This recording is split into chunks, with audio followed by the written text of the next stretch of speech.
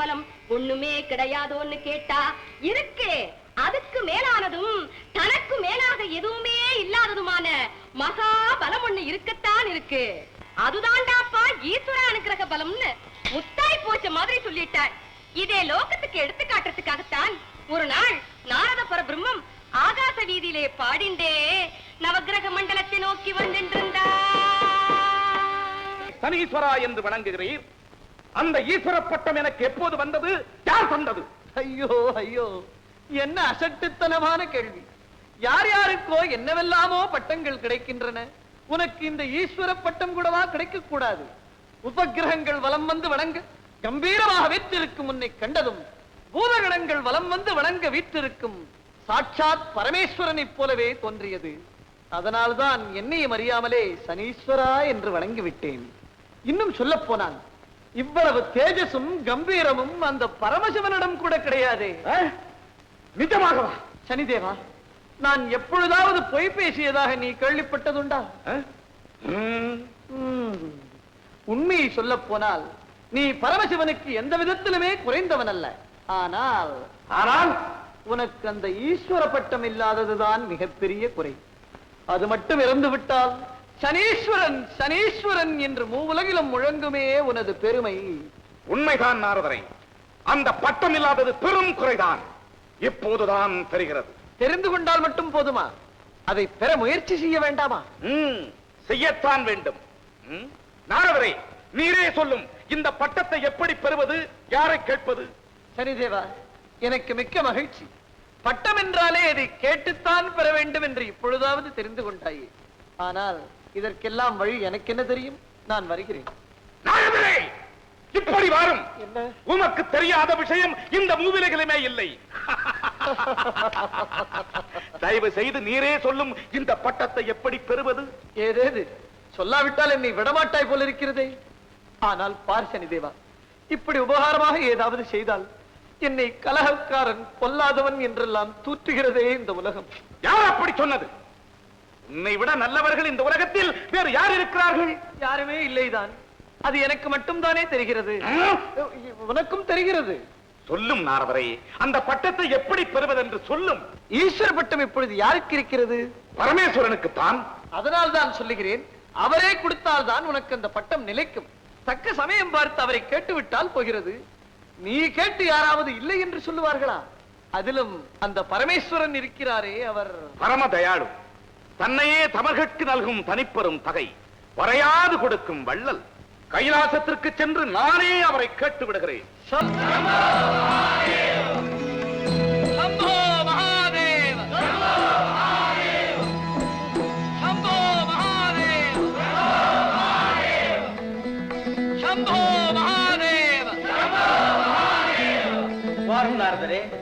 ஏதோ முக்கியமான காரணமாகத்தான் வந்திருக்கிறார் போல் தெரிகிறது. எம்பெருமானே, தாங்கள் அறியாததும் உண்டா?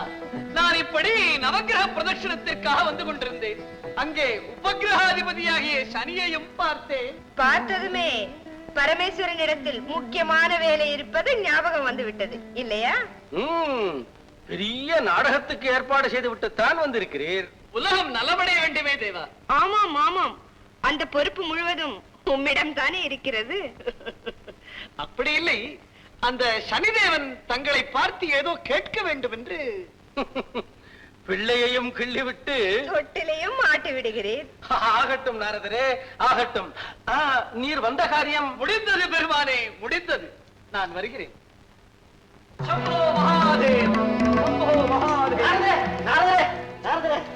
என்ன பிரிங்கி? சனிதேவன் இங்கு வரும் விஷயம் தாங்களும் சொல்லவில்லை, பரமனும் கேட்கவில்லை.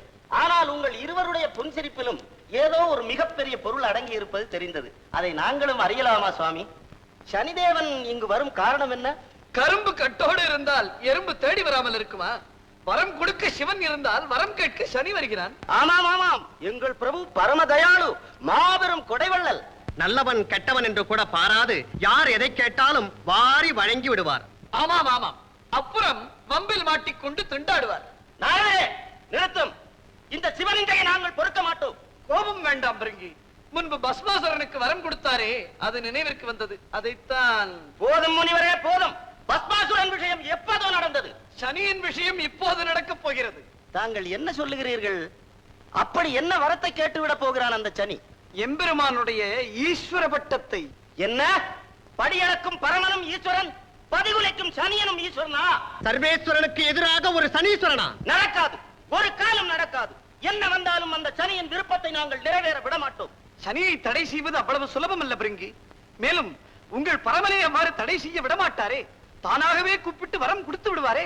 ஆமாம் சுவாமி, தாங்கள் சொல்லும் சங்கடம் இருக்கத்தான் செய்கிறது. சரி, நான் வருகிறேன். ஆனால் நீங்கள் என்னை விட மாட்டீர்களே, என்னிடமே ஏதாவது யோசனை கேட்பீர்கள். ஆமா சுவாமி, இதற்கு ஒரு நல்ல யோசனை சொல்லிவிட்டு போங்கள். பார்த்தீரா, நான் என்னத்தை சொல்வது? பிருங்கி, சனிதேவன் வரம் கேட்க வரும் பொழுது நீர் ஒரு வண்டாக உருமாறி அவன் காதில் புகுந்து மூளைக்குள் சென்று விடும். அவன் கேட்க வந்ததை மறந்து விடும்படி மூளையை குழப்பிவிடும். நீர்தான் நன்றாக குழப்புவீரே. நல்ல யோசனை சுவாமி. அதோ சனி வருகிறான், ஜாக்கிரதை.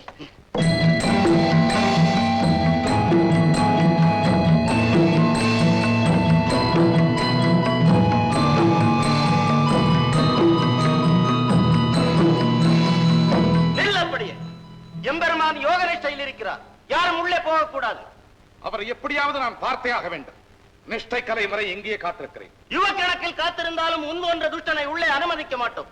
போய்விடு மரியாதையாக. அப்படியானால் என் சிவ பூஜையை இங்கேயே முடித்துக் கொள்கிறேன்.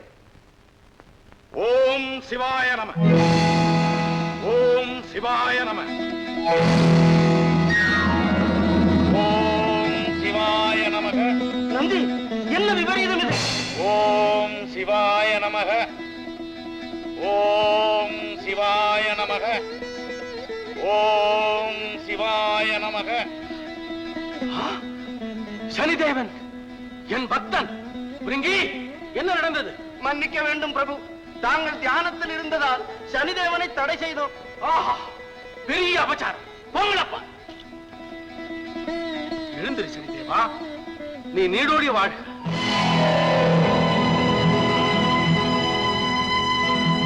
இந்த அடிமையின் வணக்கத்தை ஏற்றுக்கொள்ள வேண்டும் பெருமானே. வாழ்க வாழ்க.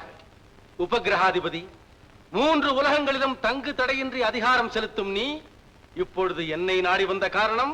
இணையற்ற அந்த அதிகாரம் இங்கு செல்லவில்லையே சுவாமி. தங்களை தரிசிக்க வந்த அடியருக்கு இந்த அவமானம் நேரிடலாமா? இன்றையிலிருந்து இந்த கைலாயம், வைகுண்டம், பிரம்மலோகம், இன்னும் இந்த பிரபஞ்சத்தில் உள்ள எல்லா இடங்களிலும் எல்லோரிடத்திலும் உன் சக்தி செல்லும். இதற்கு விதிவிலக்கே கிடையாது. தங்கள் சித்தம் என் பாக்கியம் சுவாமி. வேறு ஏதாவது வரம்? வேண்டாம் சுவாமி, வேண்டாம். எனக்கு இதுவே போதும். மிக்க மகிழ்ச்சி. நன்றி, வருகிறேன். சம்போ மகாதேவ். நாரதரே, சம்போ மகாதேவ். நாரதரே. சனிதேவனா, ஏது வெகு ஆனந்தமாக இருக்கிறாய்? பரமேஸ்வரன் தரிசனம் கிடைத்ததா? அப்படியானால் ஈஸ்வர பட்டம் வாங்கிவிட்டாய் என்று சொல். மறந்து விட்டேனே. அந்த நந்தி பிரிங்கி செய்த குழப்பத்தில் நான் இந்த வரம் கேட்க மறந்தே விட்டேன் நாரதரே. மறந்தது நீ அல்ல சனிதேவா, இதெல்லாம் அந்த ஈஸ்வரனின் மாயை. உனக்கு இருக்கும் கொஞ்ச நெஞ்ச புத்தியையும் குழப்பி ஏமாற்றி விட்டிருக்கிறான் அந்த மாயாவி. போகட்டும், வேறு ஏதாவது கேட்டாயா? நான் கேட்காமலே ஒரு வரம் கொடுத்திருக்கிறார் நாரதரே. என்ன அது? இன்று முதல் எல்லா இடங்களிலும் என் அதிகாரம் செல்லும். கைலாயத்தில் கூடவா? கைலாயம், வைகுண்டம், பிரம்மலோகம், எல்லா இடங்களிலும் எல்லாரிடத்திலும் என் அதிகாரம் செல்லும். இதற்கு விதிவிலக்கே கிடையாது. அப்படி பரமசிவன் தன் வாயாலேயே சொன்னாரா? சொன்னார் நாரதரே. சரியாக மாட்டிக்கொண்டார் பரமன். இப்பொழுது நீ அவரையே பிடித்து ஆட்டி வைத்து ஈஸ்வர பட்டத்தை சுலபமாக பெற்று விடலாமே. சரியான யோசனைதான் நாரதரே. ஆனால் என்ன? அவர் கொடுத்த வரம் அவருக்கு எதிராகவே செல்லுமா என்றுதான். நிச்சயமாக செல்லும். இவ்வளவு சந்தேகம் எதற்கு? நீ இப்பொழுதே கைலைக்கு சென்று பரிசோதனை செய்து பார்த்து விடு, தெரிந்து போகிறது. வாயுள்ள பிள்ளை பிழைக்கும். சம்போ மகா. நாரதரே, என்ன சனிதேவா? கைலாசத்திற்கு போவதை விட முதலில் உம்மிடமே பரிசோதித்து விடலாமே. ஐயோ, உனக்கு ஏண்டாப்பா இந்த புத்தி? பதவி கிடைத்தவுடன் அதற்கு உதவி செய்தவர்களையே கவிழ்த்து விடும் புத்தி உனக்குமா வர வேண்டும்? என்னை ஒன்றும் செய்து விடாதே, விட்டுவிடு, உனக்கு புண்ணியம். பரிசோதனை நாரதரே, பரிசோதனை.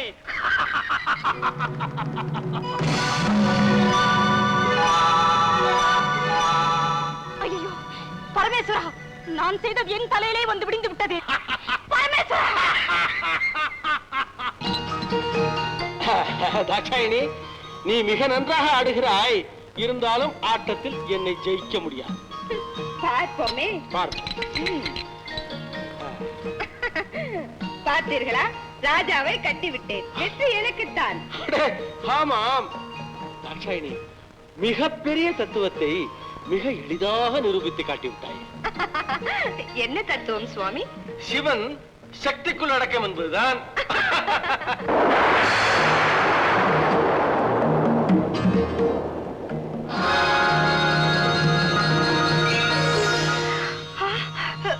இது ஏது ஜலம்?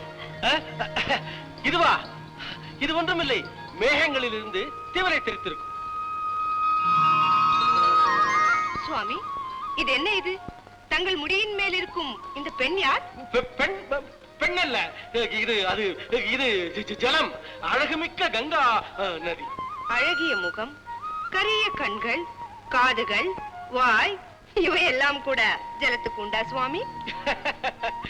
நீ முகம் என்று நினைப்பது செந்தாமரை மலர், கண்ணாக தோற்றமளிப்பது நீலோத்பல மலர். வள்ளை பூக்கள் செவிகள் போல் தெரிகின்றன. குமுத மலரை பார்த்து வா என்று எண்ணிவிட்டாய். என்ன? பெண்மை கொழிக்கும் மார்பகங்களும் வண்ணமலர் கூந்தலும் தண்ணீருக்கு எது சுவாமி? பெரிய நீர்க்குமிழ்களை மார்பகங்களாகவும் கொடிப்பாசியை கூந்தலாகவும் கற்பனை செய்து விட்டாய் தேவி. சுவையான விவாதம். நானும் கலந்து கொள்ளலாமா தேவா? கங்கா கங்கா. ஓஹோ, புனலுக்கு பேசும் சக்தியும் வந்து விட்டது அல்லவா? போதும் இந்த நாடகம். யாரடி நீ? இறங்கி வா கீழே. பெண்ணுக்குரிய அடக்கம் நானும் ஒன்றுமில்லாமல் தலைமையில் ஏறி உட்கார்ந்திருப்பதை பார். இதோ வந்து விட்டேன். கங்கா, உன் உருவத்தை காட்டக்கூடாது என்று நான் சொல்லி இருந்தும். போதும் சுவாமி, உருவத்தை காட்டாமல் குற்றவாளி போல் ஒளிந்து வாழ நான் என்ன குற்றம் செய்து விட்டேன்? இனிமேல் நான் பகிரங்கமாகவே தான் இருப்பேன். கங்கா, இது என்ன நாடகம் சுவாமி? யார் இவள்? இவள் இவள் இவள் வந்து வந்து வந்து உண்மையை சொல்ல இவ்வளவு பயமா? நான் சொல்கிறேன், நான் தான் கங்காதேவி, இவருடைய மனைவி. என்ன தைரியம் உனக்கு? மனைவியா நீ? பதறாதே சதி. மனைவி என்ற சொல் உனக்கு பிடிக்காவிட்டால் மாற்றி சொல்கிறேன், தர்ம பத்னி. தலைமையில் ஏறி உட்கார்ந்திருப்பவள் தர்ம பத்னி. அப்படியானால் அங்கத்தில் பாதியை ஆக்கிரமித்துக் கொண்டிருப்பவள் அதர்ம பத்னியா? என்ன சொன்ன? சுவாமி, சுவாமி, சுவாமி, என்னை இப்படி பிடிக்க விட்டு இவர்களுடன் ஆனந்தமா இருப்பது நியாயமா சுவாமி? யாரடி நீ? இருவர் போதாதென்று இன்னொருத்தியா சுவாமி? ஒருத்தியோ 9 பேரோ யார் கண்டது?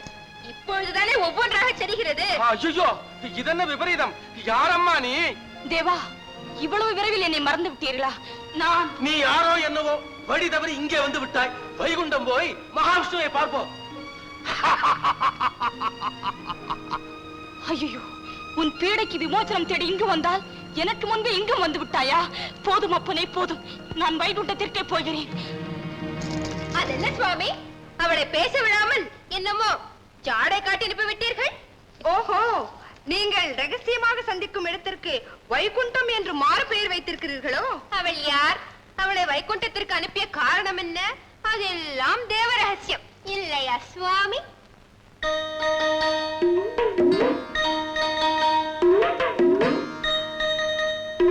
நாராயணா, நாராயணா, நாராயணா.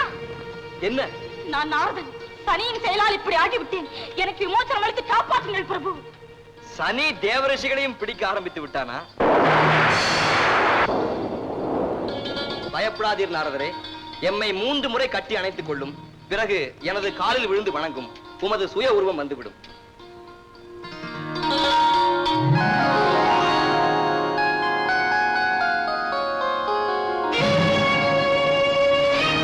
பரமாத்மா, வேதங்களுக்கெல்லாம் வித்தாகிய நீரே, இப்படி பெண் மோகம் கொண்டு எனக்கு துரோகம் செய்யலாமா?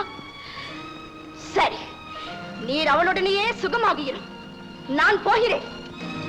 லக்ஷ்மி, சுவாமி, லக்ஷ்மி, சுவாமி, லக்ஷ்மி, சுவாமி. என் கதி என்ன பரமாத்மா? உம் காரியம் முடிந்து விடும். எனக்கு அல்லவா வந்தது தீம்பு. விடும் காலை. நாராயண, நாராயண, நாராயண. நாரதரே, நாராயணா, உன் குரல் ஏன் இப்படி திடீரென்று கரகரப்பாக மாறிவிட்டது? நாரதரே. சனிதேவனா, ஐயோ புண்ணியவானே, நீ இங்குமா வந்து விட்டாய்? நாரதரே, நாரதரே, நாரதரே, பயப்படாதீர். இனி உம்மை ஒன்றும் செய்ய மாட்டேன். பிழைத்தேன் அப்பா. எதற்காக என்னை கூப்பிட்டாய் சனிதேவா? உம்மை போல ஒருவருடைய நட்பு எனக்கு மிக மிக தேவை நாரதரே. ஐயோ, உன்னுடைய நட்புக்கு நான் தானா கிடைத்தேன்? என்ன நாரதரே, நான் என்ன அவ்வளவு கெட்டவனா? என்னையே கேட்கிறாயா? உன்னை போய் கெட்டவன் என்று யாராவது சொல்லுவார்களா? அப்படி சொல்லும் நாரதரே. இனி நாம் இருவரும் சேர்ந்தே திட்டமிட்டு வேலை செய்யலாமே. புரிகிறது. கூட்டணி அமைக்கலாம் என்று சொல்லுகிறாய். அதில் வெற்றியும் உண்டு, தோல்வியும் உண்டு. முயற்சி செய்யலாம். இப்போது முதலாக யாரிடம் ஆரம்பிக்கலாம்? அதுதான் என்னிடமே ஆரம்பித்து விட்டாயே. அதை மறந்துவிடும் நாரதரே. எம்மால் உமக்கு ஆக வேண்டிய காரியம் ஏதாவது இருந்தால் உடனே சொல்லும், நான் நிறைவேற்றி வைக்கிறேன். சரி சனிதேவா, இந்த தக்ஷ பிரஜாபதி இருக்கிறார் அல்லவா, அவர்தான் எனக்கு சாபம் கொடுத்து எப்பொழுதுமே கலகம் செய்து கொண்டு அலையும்படியாக செய்து விட்டார். அவரை நீ சிறிது கவனித்தாயானால்? கட்டாயம் கவனிக்கிறேன் நாரதரே. சிவனை கவனிக்கும் போது அவரது மாமனாராகிய தட்சனை கவனிக்காமல் விட்டு விடுவேனா? நாரதரே, தட்சன் இப்போது யாகம் ஆரம்பிக்க போகிறார். அங்கே சென்று குழப்புகிறேன். நாம் இருவரும் சேர்ந்தால் குழப்பத்திற்கு கேட்பானேன். கூட்டணிதான் அமைத்து விட்டோமே. நான் கைலைக்கு சென்று அங்கு என் கைத்திறனை சிறிது காண்பிக்கிறேன். சம்போ மகாதேவ, சம்போ மகாதேவ. என்ன சுவாமி, சாவகாசமாக இருக்கிறீர்கள்? தாக்ஷாயினி, நீ கூட பேசாமல் இருக்கிறாயே. புறப்பட வேண்டாம்? எங்கே புறப்பட வேண்டும்? அடடே, உனக்கு விஷயமே தெரியாதா? அழைப்பு வரவில்லை? எதற்கு அழைப்பு? சரிதான், உன்னுடைய குணம் சொந்த ஊரிலும் பிரபலம்தான் போல இருக்கிறது. என்ன உளறுகிறாய்? நானா உளறுகிறேன்? நாரதர் இப்பொழுதுதான் சொல்லிவிட்டு போகிறார். உன் சொந்த தந்தை தக்ஷ பிரஜாபதி யாகம் நடத்துகிறாராம். எல்லா தேவதைகளுக்கும் அழைப்பு வந்து ஆகாச வீதியையே நிரப்பிக் கொண்டு போகிறார்களே, பார்க்கவில்லை? என்ன, என் தகப்பன் யாகம் செய்கிறாரா? சாதாரண யாகம் இல்லை, மகா யாகம். எனக்கு அழைப்பு அனுப்பாமலா? புருஷன் தான் குணம் தெரியாமல் அழகை பார்த்து மயங்கி தாலி கட்டி கொண்டு வந்து விடுகிறார். பெற்ற தகப்பனுக்குமா பெண்ணின் குணம் தெரியாது? நீ தோஷி துடைக்காலி என்று தெரிந்துதான் உன் தந்தை உன்னை அழைக்காமலேயே விட்டு விட்டார். நிறுத்தடி. மற்றவர்களைப் போல் பெண்ணுக்கும் ஓலை அனுப்புவது மரியாதை குறைவோ என்று எண்ணியிருப்பார். நேரிலேயே வந்து அழைத்துக் கொண்டு போவார். அவருக்கு என்னிடத்தில் எவ்வளவு அன்பு தெரியுமா? அடாடாடாடா, நாள் கிழமை தவறாமல் சீரம் சினத்தையும் வந்து குவிகிறது பார். பிறந்தகத்திலிருந்து ஒரு ஈ காக்கை கூட வர வழி இல்லாதவளுக்கு வாயை பார், வாயை. கங்கா, நீ பேசாமல் இருக்க மாட்டாய்? இது உண்மையா சுவாமி? என் தந்தை யாகம் நடத்துகிறாரா? ஆம் தேவி, மிக பிரமாதமாக நடத்துகிறார். இன்று 3வது நாளா? நேரில் வந்து அழைத்து போகும் தகப்பனை பார்த்தாயாடி? மூதேவியை அழைத்து மங்களஹாரத்தி எடுப்பார்களா யாராவது? பார்த்தீர்களா சுவாமி அவள் வாய் தொடுக்க? கணவன் அடித்தது தப்பில்லை, குழந்தன் சிரித்ததுதான் தப்பு என்றாளாம் ஒருத்தி. கங்கா, போதும் நிறுத்து. வெந்த பொண்ணில் வேலிடாதே. நீ வருந்தாதே தாஷாயினி. அவர் அழைக்காததால் நமக்கு ஒன்றும் குறைந்து விடவில்லை. மனதை தேற்றிக்கொள். சுவாமி, இது எனக்கு மட்டுமல்ல, தங்களுக்கும் மிக பெரிய அவமானம். நான் இப்போதே போய் அவரிடம் சண்டை பிடித்து. வேண்டாம் தேவி, மதியாதார் தலைவாசல் மிதிப்பதும் தவறு. நமக்கு ஏன் அழைப்பு அனுப்பவில்லை என்று நாமே போய் கேட்பதா? அது அவமானம். வேண்டாம். இல்லை சுவாமி, சொந்த தகப்பனிடம் இந்த மரியாதைகள் எல்லாம் பார்க்க வேண்டியதில்லை. இந்த அநீதியை மாற்றாமல் நான் விடவே மாட்டேன். விடை கொடுங்கள். சதி, நான் சொல்வதை கேள். அங்கு நீ போக வேண்டாம். இல்லை சுவாமி, நான் போயே தீர வேண்டும். மறுக்காதீர்கள். அப்படியானால் போ. கணவன் சொல் கேளாத பெண்களுக்கு என்ன நடக்கும் என்பதை உலகிற்கு எடுத்து காட்டு. நீ போகலாம். மனைவி சொல் கேட்டு நடக்கும் புருஷர்களுக்கு என்ன நன்மை நடக்கும் என்பதை தாங்களும் உலகிற்கு எடுத்து காட்டலாமே. வாருங்கள். இப்படியாகத்தானே சதிதேவியாகப்பட்டவள் பகவான் பேச்சு கேளாது தகப்பன் வீட்டுக்கு புறப்பட்டு போனாள். அப்போது தட்ச பிரஜாபதியாகப்பட்டவன் தன் சொந்த மகள் என்றும் பார்க்காமல் அவளை அவமதித்து சிவபெருமானையும் தூஷித்து பேசவே சதிதேவியாகப்பட்டவள் மனமுடைந்து அந்த ஹோமகுண்டத்திலேயே விழுந்து பிராணனை விட்டுட்டாள். அந்த மகா பதிவிரதியான சதிதேவியாகப்பட்டவள் மறுஜென்மத்திலே பர்வதராஜ புத்திரியாக பிறந்து பார்வதி பார்வதி என்ற பெயருடன் வளர்ந்து வந்தாள். அப்போது சாட்சாத் பரமேஸ்வராள் அந்த ஜெகன்மாதாவை கண்டு மோகம் கொண்டாள். தேவர்கள் எல்லாம் பரம சந்துஷ்டியுடனே பார்வதி கல்யாணத்துக்கு ஏற்பாடு பண்ணாளாம். இந்த விஷயம் நாரதருக்கு தெரிஞ்செடுத்து வேறனே இருப்பாரா, புறப்பட்டுட்டார். எங்கே? நேர சனி பகவானிடம் போய் சேர்ந்தார். என்ன இருந்தாலும் சனிதேவா, உன் பராக்கிரமத்திற்கு ஈடு இணையே கிடையாதப்பா. அந்த பரமேஸ்வரனையே படாத பாடுபடுத்தி விட்டாயே. ஆமாம், தாரமிழந்தவராக ஆக்கிவிட்டேன் அவரை. நல்ல காரியம் செய்திருக்கிறாய்.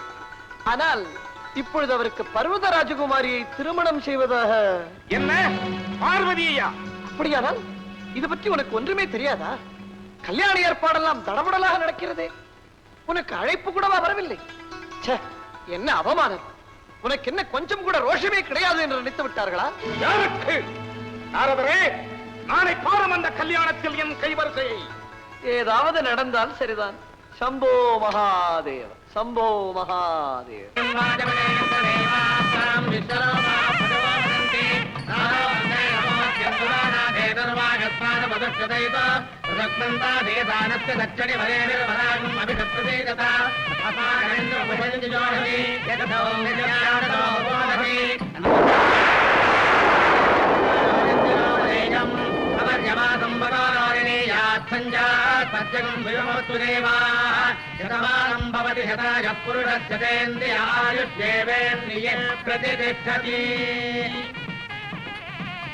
சனிதேவா, சனிதேவா, சனிதேவா, பார்த்தாயா? பார்வதி பரமேஸ்வரன் திருமணம் நடந்து முடிந்தே விட்டது. இருக்கட்டும், காட்டுகிறேன் என் கைவரிசையை. உன் கைவரிசையை பற்றி கேட்கவும் வேண்டுமா? தக்ஷ பிரம்மனுக்கான கதியை மறக்க முடியுமா? தக்ஷ பிரம்மன். தக்ஷ பிரம்மன் என்றதுமே எனக்கு நினைவு வருகிறது நாரதரே. இதோ புரோகிதராக வீற்றிருக்கும் இந்த பிரம்மதேவன் மூலமே என் கைவரிசையை காட்டுகிறேன். அதுதான் சரி. நல்ல காரியம் நடக்கிறது. நாம் இருவரும் சும்மா இருக்கலாமா? நீ உன் வேலையை ஆரம்பி, நான் போய் என் வேலையை ஆரம்பிக்கிறேன். பரமேஸ்வரா, இந்த மகிழ்ச்சி நிரம்பிய நேரத்தில் அடியேன் ஒரு சிறு விண்ணப்பம். என்னது? இத்திருமணத்திற்கு பிரம்மா புரோகிதராக இருந்து தனது 5 முகங்களாலும் வேத மந்திரங்களை கோஷித்து மிகவும் சிறப்பான முறையில் நடத்தி வைத்திருக்கிறார். தாங்கள் கிருபை செய்து அவருடைய ஒவ்வொரு முகத்திற்கும் ஒவ்வொரு திசையிலிருந்து தட்சிணை கொடுக்க வேண்டும். அதற்கென்ன, அப்படியே கொடுத்து விட்டால் போகிறது. பார்வதி,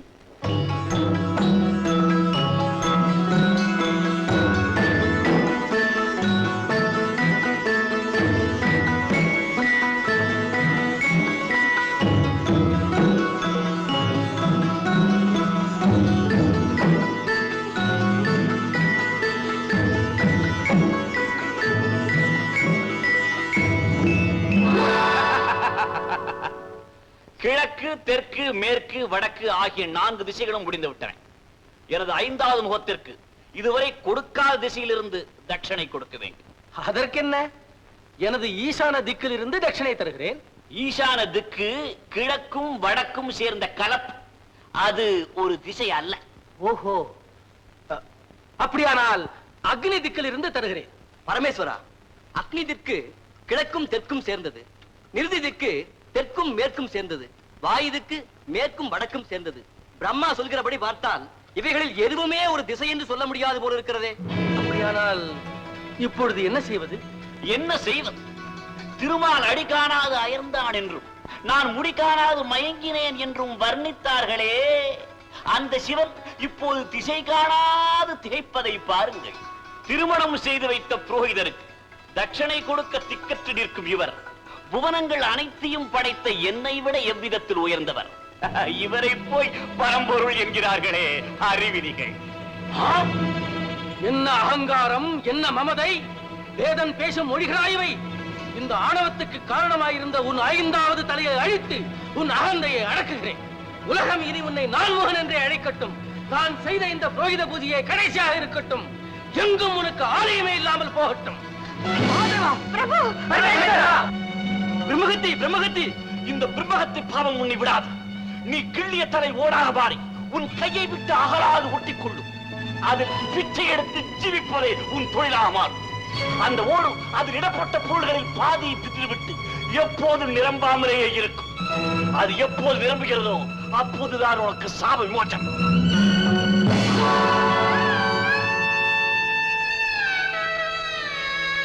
தேவா, என்ன எல்லாம் எல்லாம் விதியின் விபரீத விளையாட்டு. இந்த கவாலமின் கையை விட்டு அகலுவது எப்போதோ அறியே. பிச்சாண்டே தன்னை கண்டு பிச்சையிடுங்கள், உங்கள் பெரிய கரங்களினால் அள்ளியிடுங்கள்.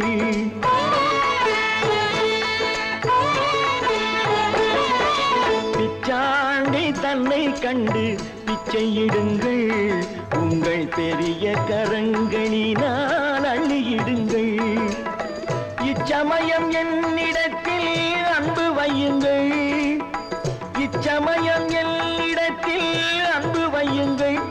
இந்த ஈசனுக்கும் சாபம் உண்டு கண்டு கொள்ளுங்கள், இந்த ஈசனுக்கும் சாபம் உண்டு கண்டு கொள்ளுங்கள். பிச்சாண்டி தன்னை கண்டு பிச்சையிடுங்கள், உங்கள் பெரிய கரங்களினால் அள்ளியிடுங்கள்.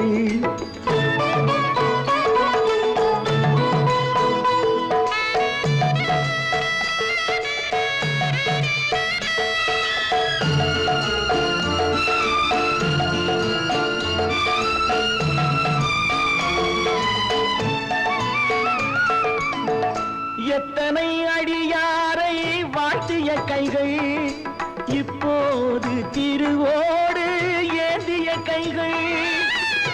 எத்தனை அடியாரை வாழ்த்திய கைகள், இப்போது திருவோடு ஏந்திய கைகள். கட்டி வைத்த பொன்னரிசி கொட்டி விடுங்கள், கையில் ஒட்டியுள்ள ஓடு தன்னை தட்டி விடுங்கள், கையில் ஒட்டியுள்ள ஓடு தன்னை தட்டி விடுங்கள். பிச்சாண்டி தன்னை கண்டு பிச்சையிடுங்கள், உங்கள் பெரிய கரங்களினால் அள்ளியிடுங்கள்.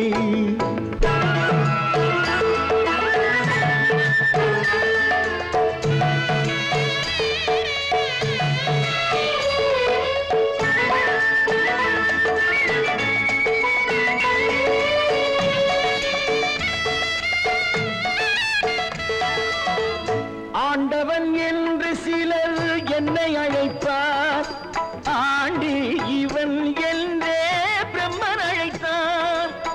சாத்திரத்தில் வந்ததில்லை இந்த பாவம், என் ஆத்திரத்தில் வந்ததுதான் இந்த சாபம், என் ஆத்திரத்தில் வந்ததுதான் இந்த சாபம். பிச்சாண்டி தன்னை கண்டு பிச்சையிடுங்கள், உங்கள் பெரிய கரங்களினால் அள்ளியிடுங்கள்.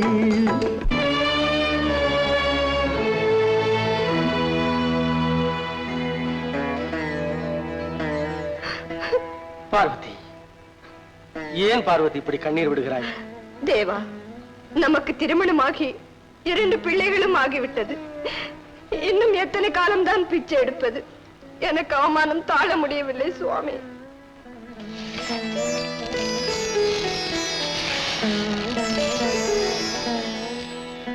சுவாமி, உலகத்துக்கெல்லாம் படியளக்கும் தங்களுக்கு நம் 4 பேருக்கு போதுமான பிக்ஷை கூட கிடைப்பதில்லை.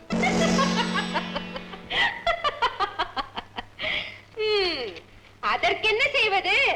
பானை பிடித்தவள் பாக்கியசாலி, எல்லாம் அவ்விடத்திய கைராசிதானே. பானை பிடித்து குடும்பம் செய்யும் யோகியதையாவது உண்டா உனக்கு?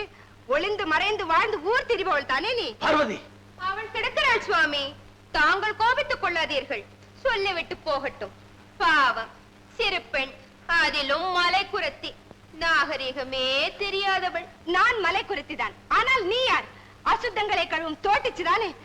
தேவா, நான் தவமிருந்து தங்களை மணந்ததன் பலன் இந்த தீராத சக்களத்தி போராட்டம் தானா? யார் சக்களத்தீதான்? சரி சரி, மறுபடியும் ஆரம்பித்து விட்டீர்களா? நோய் கொண்டாலும் கொள்ளலாம், 100 வயதாமளவும் பேய் கொண்டாலும் கொள்ளலாம், 2 பெண் கொள்ளலாகாதே என்பது எவ்வளவு உண்மையான வார்த்தை. ஞானம் காலம் கடந்தே வரும் என்பதற்கு ஞானாதிகாரியான சாக்ஷாத் பரமேஸ்வரன் கூட விதிவிலக்கில்லை போல இருக்கிறது. கங்கா,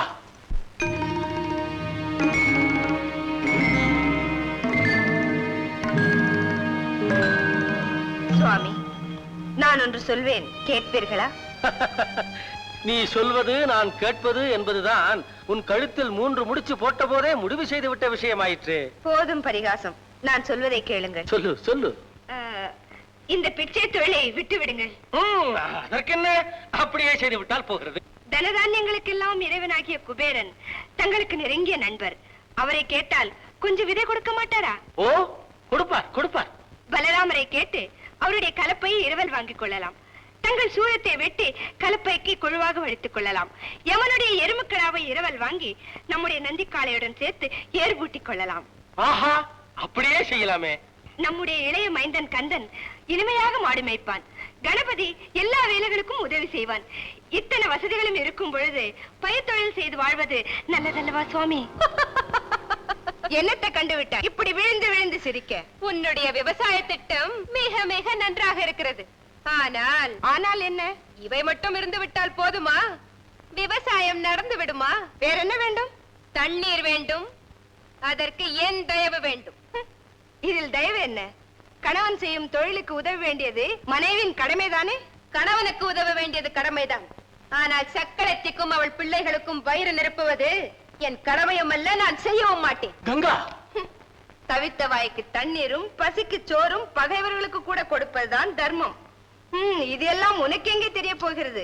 திக்கு திசை தெரியாமல் எங்கேயோ கிடந்தவளை இவர் கூப்பிட்டு கொண்டு வந்து தலைமையில் உட்கார வைத்துக் கொண்டார். தானம், தர்மம், கம்பீரம் எல்லாவற்றிலும் உன் வம்சம் மிகவும் உயர்ந்ததாயிற்று. மருமகனுக்கு தந்த சீர்வரிசை இந்த தோலாடை, சாம்பல், சுடுகாடு, இந்த ஓடு இவைதானே. உன்னை கைப்பிடித்த வேளை என் கணவனை பிச்சைக்காரனாக்கி விட்டாயேடி. இதோ பார், என்ன எது வேண்டுமானாலும் சொல், ஆனால் சிவனிந்தையை மட்டும் நான் பொறுக்கவே மாட்டேன். ஐயோ, இங்க தீயில் விழுந்த உயிரை போக்கிக் கொள்ள அக்கனை கொண்டமும் இல்லை, யாரும் யாகமும் நடத்தவில்லை. நீங்கள் சும்மாருங்கள் சுவாமி. இவள் வார்த்தைகளை எத்தனை நாள் தான் பொறுத்துக் கொண்டிருப்பது? உங்கள் எதிரிலேயே என்னை திக்கு திசை இல்லாதவள் என்று சொல்லிவிட்டாள் அல்லவா? அதை கேட்டுக்கொண்டு நான் சும்மா இருக்க வேண்டுமா? சும்மா இராவிட்டால் ஓடேன். ஓடுவதுதானே உன் சுபாவம், ஓடுகாலி. சும்மா இருங்கள் சுவாமி. இந்த சிவனிந்தனையை நான் பொறுக்கவே மாட்டேன். என்னையும் என் மக்களையும் கண்டு வயிறறியும் இவள் தன் மக்களை தானே தின்னுவது போல் கங்கையில் பிறக்கும் மீன்களை தின்னும் சம்பளவர் குலத்தில் பிறக்கட்டும். இது தங்கள் மேலானே. அப்படி நான் மீனவ குலத்தில் பிறந்தால் நீ உயர்ந்த குலத்தில் பிறந்து என்னிடமே வந்து பிச்சை கேட்க கடவாய். இது எம்பெருமான் மேலானே. உங்கள் இருவரின் சாபங்களும் பலிக்கட்டும். உங்கள் கோபத்தின் பயனாக நீங்கள் இருவருமே பூவுலகில் ஜனிப்பீர்கள். எப்பொழுது உங்கள் கோபம் மாறி நட்பு கொள்கிறீர்களோ அப்பொழுதுதான் உங்களுக்கு சாப விமோசனமாகும்.